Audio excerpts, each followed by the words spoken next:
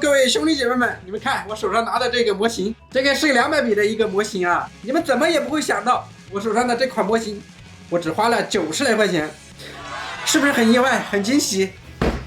其实这款全新的模型呢，它的正常价格是400元。我手上这款，我是在二手网站上淘过来的。这款模型呢是1比200的深圳航空空客320，模型品牌 IF。它为什么这款模型这么便宜啊？首先呢，这款模型它是有一些问题的。那么现在就打开给大家看一看这款模型的它的问题到底在哪个地方？为什么卖家会以这么便宜的价格卖出来？大家也看一下我这90来块钱买过来的到底值不值？这是它的底座，没什么问题的，先放一边。起落架，我们把这个飞机拿出来看一看吧。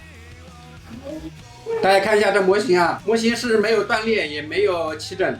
那么这款模型为什么那么便宜呢？其实它有2个问题，一个就是它那个起落架只有后面的，前面的那个起落架少了。再一个问题就是它的这个地方，发动机这里，大家看一下，它的左侧发动机里面的那个发动机叶片没有了，丢失了。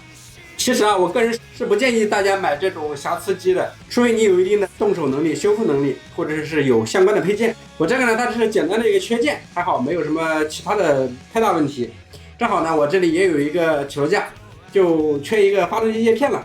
如果把发动机叶片再配上，这个飞机可以说买过来就是赚到了。你说巧不巧啊？正好我这里有一个这款飞机的前起落架，我们把它安上吧。这简直是完美啊！过2天我再去配一个发动机叶片，东拼西凑让它变得完美一点。90块钱买不了吃亏，买不了上当，反正我感觉我是赚到了。其实啊，只要大家用心去网上搜索，去发现，你总会找到这些比较便宜的模型的。好了，朋友们，这款模型也就给大家分享到这里了。大家有什么模型相关的问题呢？可以在评论区告诉我，然后我们一起来交流一下。我们下期视频再见吧，拜拜。